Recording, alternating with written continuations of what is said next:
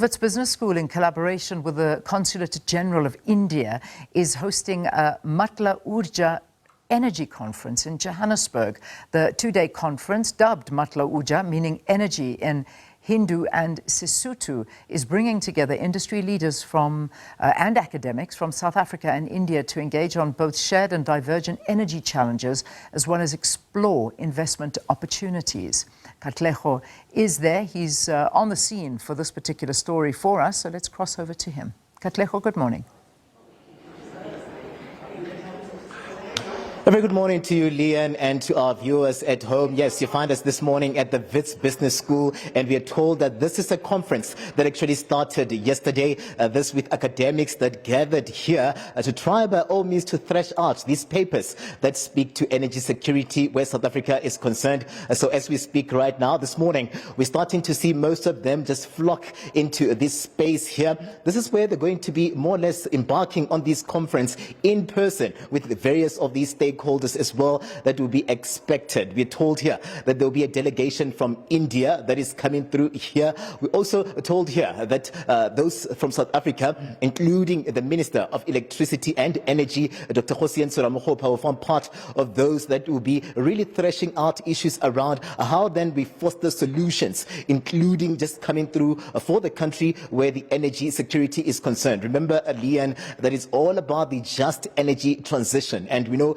very well that academics as well have been working to add their voice in terms of how do we ensure that this just energy transition really then becomes just, but also at the same time we reach our targets as per the 2050 target of just doing away with the greenhouse emission. I'm going to bring into the conversation now Professor Prof Radebe. He's our VVIP, you're told here today, just you hosting us here today. Just give us a sense, Prof, of why we find ourselves here. I know very well that these are high-level discussions that are expected to take place here, and you're even saying to me that you started yesterday already with the academics gathering in this space, and today you're opening it up. How important is it that we really find ourselves here and just discussing these issues around energy security? Welcome to the SABC. Well, thank you very much, Katlego. I really appreciate the opportunity to be on this great platform, SABC. The purpose really of this gathering is a gathering of two nations. South-South nations, part of BRICS, India and South Africa, discussing the whole energy transition. The reason we're gathering here is because the pathway of energy transition of India and South Africa is similar. We're facing the same challenges. We're facing major socio-economic issues, issues of poverty, issues of unemployment. So the real issue is how do we transition from high-carbon economy to the low-carbon economy, and at the same time address these major socio-economic issues, and we do not leave people behind, and actually make sure that the energy transition does not exacerbate poverty in these areas. And that's the reason you are here. We started yesterday.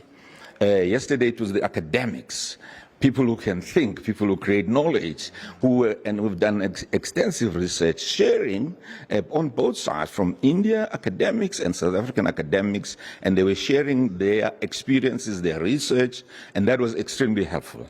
Today is practitioners, business people, policymakers, regulators, and also our Minister of Energy, as also the Minister of Energy in India and Minister of Energy in South Africa, and also our Ambassador of India here, and many other key stakeholders like Eskom, Sasol, participating in this whole discussion of finding solutions that are peculiar, relevant to the South African situation. As we know, we're part of BRICS, so India is part of BRICS, and also, as you know, that G20 is coming in South Africa, and this is all part of preparation of this thinking so that we can be able to make concrete proposals that will lead us to the energy transition that is suitable for the global south. Yeah, most definitely. I mean, you hear a lot of people saying that you don't want it to come through as a disruptor, also just leaving people behind, unemployed and the likes. We saw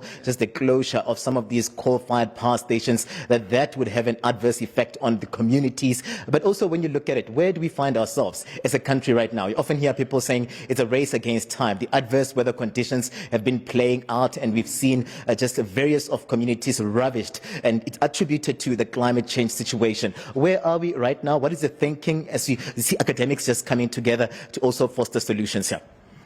Well, we have made significant progress in this journey.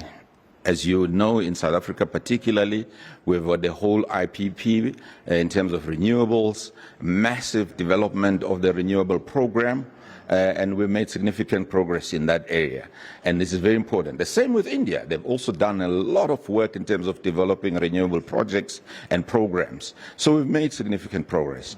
But there's still a lot to do because, as you know, our economy in South Africa is very much based on fossil fuels, particularly coal and crude oil, and that's very important. The question is, how do we actually move without disrupting the communities? If you take, for instance, the communities of Mpumalanga, where all is coal-based economy, how do we do it in a way that is making sure that we are not leaving people poor, unemployed?